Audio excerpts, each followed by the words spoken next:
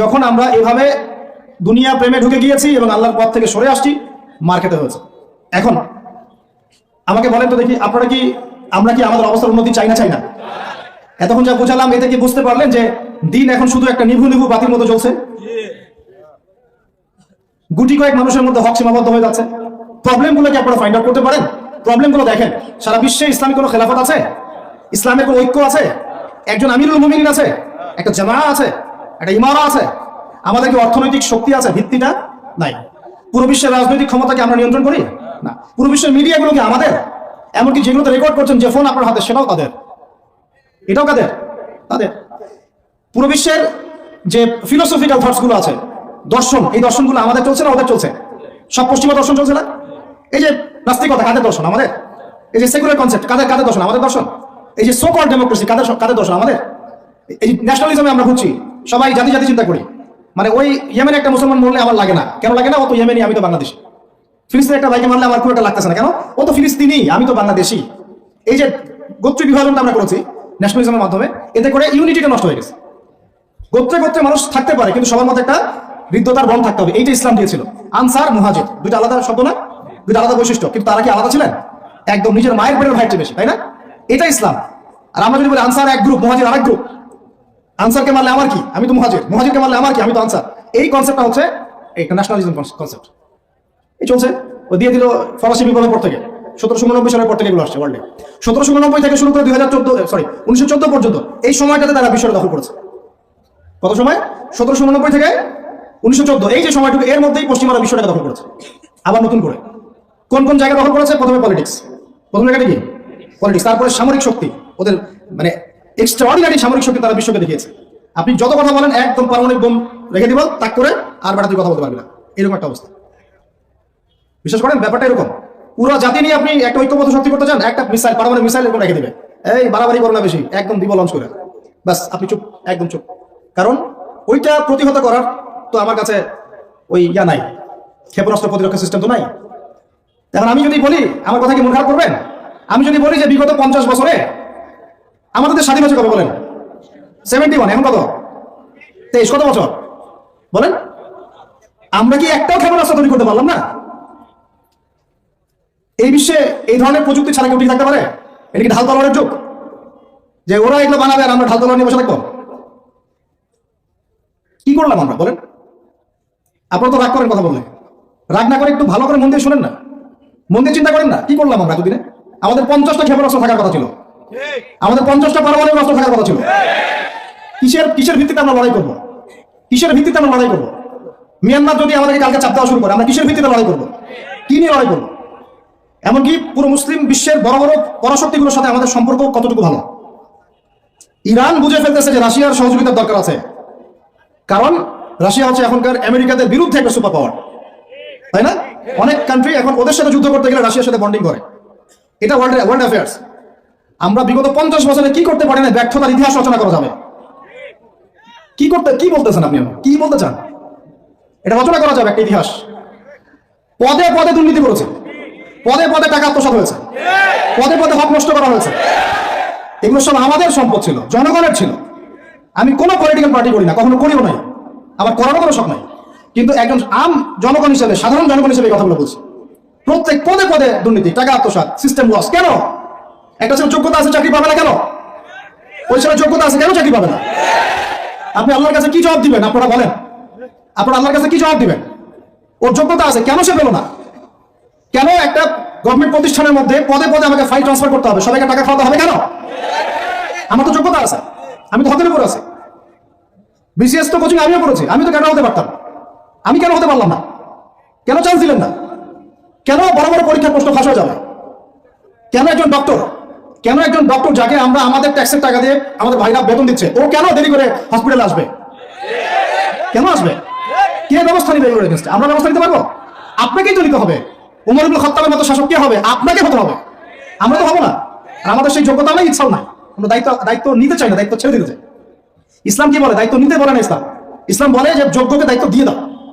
কোন সাহাবী দায়িত্ব নিজেকে চেয়ে নেন নাই কখনো, বলেছেন আমাকে দেওয়ার দরকার নেই, তাকে দিয়ে দাও। আবু বকর সিদ্দিকের পর উমর ইবনে খাত্তাব পর্যন্ত বলছেন আমাকে দিয়েন না, প্রয়োজন আলীকে দেন, উসমানকে দেন। উমরের মতো মানুষ এই কথা বলছিল। আর আমরা এখন কি করি ভাই? আমার চরিত্র সবচেয়ে ভালো, আমারে দেন, আমারে। খালি কিয়ামতটা হয়ে যাক, আল্লাহ পাক দাঁড় করাবেন সবগুলোকে সিরিয়ালে, দেখা যাবে কে কি জবাব দিতে পারে, দায়িত্ব কতটুকু বুঝিয়ে দিতে পারে এটা দেখা যাবে। কেন এটা হবে? আমার কথা রাগ করেন না প্লিজ। এখন আমাদের 50টা পারমাণবিক অস্ত্র থাকার কথা ছিল, অ্যাটলিস্ট না থাকুক 5টা তো থাকার কথা ছিল। ওরা যদি আমাকে তাক করে রাখে, আমিও তাক করে রাখতাম, বেটা তুই মারলে আমি মেরে দিব। যা, উত্তর কোরিয়ার মতো একটা কান্ট্রি, আমার সাবজেক্ট এইগুলা, আমরা ইউনিভার্সিটিতে এগুলোই পড়েছি। ও একটা কান্ট্রি, কতটুকু কান্ট্রি জানেন? উত্তর কোরিয়া দক্ষিণ কোরিয়া একসময় মারামারি করতো, এই মারামারি লাগিয়ে দিয়েছিল পশ্চিমারা। পরে উত্তর কোরিয়ার প্রেসিডেন্ট ওই বলা থেকে বের হয়ে যায়, বলা থেকে বের হয়ে চায়নার সাথে বন্ডিং শুরু করে, রাশিয়ার সাথে বন্ডিং শুরু করে ওদের সাপোর্টে সে আস্তে আস্তে আস্তে নিউক্লিয়ার ডিভাইসগুলো তৈরি করা শুরু করেছে। করার পরে এখন এই মাত্র বেশি না, 20 থেকে 25 বছরে ওরা এমন একটা জায়গায় চলে গেছে, খাইতে পারুক না পারুক পারমাণবিক বোমা একদম তাক করে রেখে দিয়েছে। পশ্চিমারা ওখানে নাক করতে পারে না, ও নাক করতে পারে আমার কাছে এসে, আমাকে বলে স্যাংশন দিবে, আমাকে বলে তোমাকে ভিসা নীতি বাতিল করে দিব, আমাকে বলতে পারে, ওকে বলতে পারবে না তো। ওর কাছে ওরকম অস্ত্র আছে, দিবে একটা মায়েরা, যা বেড়া, ওর পাল হারবার আছে সামনে জাপানের ওখানে। কারণ এটা এমন একটা বিষয় যে একটা যদি সে মারে আর এও তো একটা মারতে পারবে, একটা বোমা পড়লে পুরো জাতি একদম মুহূর্তের মধ্যে ছাই হয়ে যাবে, ছাই। এই জন্য এটা যুদ্ধ এত সহজে কেউ যেতে যাবে না। এটা হচ্ছে একটা মনস্তাত্ত্বিক শক্তি যে আমার কাছে আছে, তুই মারলে কিন্তু আমি মারতে পারি, এই মনস্তাত্ত্বিক শক্তিটাই দরকার ছিল, এখন নাই। আর ভাই এগুলো আমাদেরও তো অনেক দোষ, সব কিছু তো আমরা মানুষের উপর চাপাই দিয়ে বসে থাকি। আমরা যখন অ্যানালাইসিস করতে বসি সবাই মনে হয় যে বিজ্ঞ পণ্ডিত, কিন্তু আপনি তো দায়িত্ব নিয়ে সামনে আসছেন না, আপনি তো পড়াশোনা করে উপরে আসছেন না, আপনি তো জ্ঞান অর্জন করে মানুষকে বোঝানোর চেষ্টা করছেন না। আমরা তো আমাদের দায়িত্ব পালন করছি না, করছি কি? আল্লাহ পাক আমাদের সবাইকে বিচক্ষণ হওয়ার তৌফিক দান করেন। কয়টা সায়েন্টিস্ট তৈরি হয়েছে আমাদের, বলেন কয়টা সায়েন্টিস্ট তৈরি হয়েছে আমাদের জাতির মধ্যে? নাস্তিক তো ভুরি ভুরি তৈরি হচ্ছে। কয়টা সায়েন্টিস্ট তৈরি হয়েছে আমাদের ইউনিভার্সিটিগুলোর মধ্যে? কয়জন অর্থনীতিবিদ তৈরি হয়েছে ইউনিভার্সিটিগুলোর মধ্যে? আমি তো পড়ছি ইউনিভার্সিটি, ছেলে মেয়ে একসাথে বসে গাল গল্প করে, চীনা বাদাম খায়, কোনো সময় স্যার আর ছাত্রীর প্রেম হয়ে যায়। আমি বলছি না কিছুই হয় না, পড়াশোনা তো হয়, সিস্টেম তো অনেক সুন্দর, টাকা পয়সা সরকারি অনেক খাচ্ছেন আপনারা, কিন্তু এখন কথা হচ্ছে গভর্নমেন্টের যে এত টাকা পয়সা খাচ্ছেন, রেজাল্টটা কি দিচ্ছেন? কি জাতীয় উপহার দিচ্ছেন আপনারা? কোন প্রজন্ম উপহার দিচ্ছেন? এগুলো কি গভর্নমেন্ট টাকা আপনারা কি মনে করেন? এই ট্যাক্সের টাকাকে কি মনে করেন? এগুলো মানুষের আমানত, রক্ত ঘাম করা পয়সা। আপনাকে বেতন দেওয়া হচ্ছে, আপনাকে ফ্ল্যাট দেওয়া হচ্ছে, আপনাকে গাড়ি দেওয়া হচ্ছে, ওগুলোর দিকে তো চোখ দেন না। আমরা একটু এক্সকরলা গাড়িতে চললে একদম নজরদারির মধ্যে চলে আসি, গাড়ি কোথেকে আসলো? আমার গাড়ির দাম তো 6 লাখ টাকা না 7 লাখ টাকা, আপনার গাড়ির দাম তো 50 লাখ টাকা। আর এগুলো আমাদেরকে মানুষ ভালোবেসে হাতিয়ে দিয়েছে। আপনাকে ভালোবেসে না দিলে আমি কি করতে পারি? আমার কিছু করার আছে? তো মূল জায়গাগুলো তো আমরা দেখি না। সব সমস্যা ইসলামকে নিয়ে চুলকানি নাকি? খালি ইসলামকে নিয়ে চুলকানি হয়? মূল জায়গায় আসেন। আমি বলেছি, চ্যালেঞ্জ করেছি, একটা মাঠের মধ্যে আপনি সমস্ত সেকুলার মহলের টিচারদেরকে একত্রিত করেন, আপনি উদ্যোগ নিয়ে করেন দেখি, করে সবার কোরআন তেলাওয়াত টেস্ট করেন। আমি চ্যালেঞ্জ করতেছি 10% কোরআন তেলাওয়াত ঠিক থাকবে না। তাদের হাতে আপনি একটা জাতি করতেছেন, তাহলে শিক্ষা তো অবস্থা হবেই। ব্যাংক লাভ আপনাকে শিখাবে, আর কি শিখাবে? ইসলাম এবং জেনারেল শিক্ষা, ইসলামী শিক্ষা, এটাকে সমন্বয় করাটা এখন সময়ের দাবি হয়ে গেছে। এই দুটোকে সমন্বয় না করতে পারলে আল্লাহর কসম এই জাতিকে বাঁচাতে পারবেন না আপনি। এখন টিকটক দেখতেছেন, সামনে কোন টাকা আসবে আল্লাহ ভালো জানে, আল্লাহ ভালো জানে। এখানে আপনার ঘরেও তো দেখবেন যে একটা অপদার্থ পয়দা হয়ে গেল। কত এরকম ছেলে তার বাবা মাকে বৃদ্ধাশ্রমে পাঠিয়ে দিল, সন্তানের হাতে মা খুন হলো। এই তো কয়েকদিন আগে এক পুলিশ অফিসার খুন হয়েছিল এক সন্তানের হাতে, মনে নাই আপনাদের এগুলো? তাহলে আমরাই তো আমাদের ঘরে সাপ তৈরি করতেছি। ভাববেন না যে এগুলোর ফলে শুধু সমাজে একটা প্রভাব বিস্তার হবে, আমার ঘরে কিছু হবে না, কখনো না। আমিও এফেক্টেড হবো, আমার ঘরেও আসবে। এখন আল্লাহ রাব্বুল আলামিনের কাছে খালি দোয়া করতে পারি আমরা, আল্লাহ পাক যেন আমাদেরকে এমন যোগ্য ব্যক্তি উপহার দেন আল্লাহর পক্ষ থেকে। যে হোক সে X Y Z, whoever he is, আমরা কোনো দলের মানুষ না, কোনো পলিটিক্যাল পারসন না। এক্স ওয়াই জেড যে হোক না কেন, আমরা যে সৎ যোগ্য ইমানদার মানুষ, সৎ যোগ্য ইমানদার মানুষ যারা তাদের এই ক্ষমতাটাকে, এই প্রতিভাটাকে দিনের জন্য কাজে লাগাবে ইনশাআল্লাহ। এরকম মানুষ চান না আপনারা? এটা দোয়া করতে হয়, আল্লাহ যেন কবুল করেন, আমিন। আর আমাদেরকেও হতে হবে আনুগত্যশীল, এবং আমরা শান্তিপূর্ণ কোনো পরিবেশের মধ্যে বিদ্রোহ করতে যাব না। কারণ এগুলো করলে রাষ্ট্রের আরো ক্ষতি হয়, উপকারের চেয়ে কি হয়? ক্ষতি বেশি হয়। আমরা দোয়া করবো, চেষ্টা চালাবো, আল্লাহ রাব্বুল আলামিনের কাছে মুজাহাদা চালিয়ে যাব, এবং আমরা গঠনমূলক সমালোচনার মধ্য দিয়ে আমরা তাদের কাজের পজিটিভ নেগেটিভ বিষয়গুলো উপস্থাপন করতে পারি। এরপর যদি তারা দাওয়াত কবুল না করে, তাদের কবর তাদের, আপনার আমার কবর আমাদের, লাকুম দীনুকুম ওয়ালিয়া দীন। ব্যাস, এটা আমাদের দায়িত্ব। পুরো বিশ্বের প্রেক্ষাপটটা এখন আমাদের অনুকূলে না। আমার সাথে বলেন তো, কি বললাম? পুরো বিশ্বের প্রেক্ষাপটটা আমাদের অনুকূলে না। বিশ্বের বড় বড় সেক্টরগুলো মনে রাখবেন, বড় বড় সেক্টরগুলো হচ্ছে 1 রাজনীতি, 2 ভূ রাজনীতি, 3 অর্থনীতি, 4 সংস্কৃতি, 5 শিক্ষা, এবং 6 প্রযুক্তি। কটা বললাম? 6। এই প্রতিটা বিষয় এখন আমরা নিয়ন্ত্রণ করি না। এটাই বাস্তব, এটাই সত্য। কারা নিয়ন্ত্রণ করে? ইসলামের দুশ্মনরা করে, ইসলামের দুশ্মনরা করে। এবং দুশ্মন বলতে সব ইহুদি সব খ্রিস্টান নয়। মনে করবেন না যে হিন্দু ভাই ইসলামের দুশ্মন, না, সবাই ইসলামের দুশ্মন না। ও তাদের মধ্যে অনেক ভালো মানুষ আছে, কিছু ভালো মানুষ আছে। একজন সকালবেলা এসে উহুদ যুদ্ধ করেছিল, একটা সেজদাও দেয় নাই, বেচারা শহীদ হয়ে জান্নাতে চলে গেছে। আব্দুল্লাহ বিন সালামের মতো বড় আলেম ছিলেন, সব ইহুদি না আর সব খ্রিস্টান না। খ্রিস্টানদের মধ্যে বাদশা নাজাশীর মতো মানুষ ছিলেন, মুসলমানদেরকে আশ্রয় দিয়েছিলেন। এখন মাঝখানে একটা প্রজন্ম দরকার। আমরা যদি আল্লাহর কবুলিয়ত পাই, হয়তো আমরা যদি এই সময়টা পেয়ে যাই, যদি আমরা না পাই আমাদের ফিউচার জেনারেশন, যদি তারা না পায় তাদের ফিউচার জেনারেশন, এইভাবে হয়তো চলতে থাকবে। কখন সেই প্রজন্ম আসবে আর কোন বৈশিষ্ট্য তাদের থাকবে? এর আগে আমি জাস্ট আপনাদেরকে দুইটা আয়াত শোনাচ্ছি। এক, আল্লাহ বলছেন ইন তানসুরুল্লাহ ইয়ানসুরকুম, সূরা মুহাম্মাদে আছে, তোমরা যদি আল্লাহকে সাহায্য করো আল্লাহ তোমাদেরকে সাহায্য করবে। আমার সাথে বলেন, তোমরা যদি আল্লাহকে সাহায্য করো আল্লাহ তোমাদেরকে সাহায্য করবে। মানে আল্লাহর কি সাহায্যের দরকার আছে? তোমরা আল্লাহকে সাহায্য করো বলতে তোমরা যদি আল্লাহর দ্বীনকে সাহায্য করো, তোমরা যদি আল্লাহর দ্বীনকে সাহায্য করো আল্লাহ তোমাদেরকে সাহায্য করবেন। ওই ইউসাব্বিত আকদামাকুম, তোমাদের পা আল্লাহ পাক শক্ত করে দিবেন ইনশাআল্লাহ। একটা। দুই নম্বর, ইন্নাল্লাহা লা ইউগাইয়িরু মা বিকওমিন হাত্তা ইউগাইয়িরু মা বিআনফুসিহিম, আল্লাহ পাক কোনো কওমের কোনো জাতির অবস্থা ততক্ষণ পর্যন্ত পরিবর্তন করেন না, সংশোধন করেন না, যতক্ষণ তারা নিজেরাই নিজেদের অবস্থা পরিবর্তনের চেষ্টা না করে। আয়াত তো পরিষ্কার। এখন তৈরন আবাবিল আসবে না, পাথর নিক্ষেপ করবে না, এটা সেই যুগ না। এটা আবার হওয়ার যুগ না যে হস্তি বাহিনীকে ধ্বংস করার জন্য তৈরন আবাবিল আসবে, এটা সেই যুগ নয়। এখন আবাবিল আপনাকেই হতে হবে, আমাকেই হতে হবে। কথা কি বুঝতে পারছেন? এটা নিজেদের তাকদীর, নিজেদের ভাগ্য, নিজেদের মানে ভবিষ্যৎ আল্লাহর উপর তাওয়াক্কুল করে তার হুকুম মেনে আমাদেরকে করতে হবে ইনশাআল্লাহ।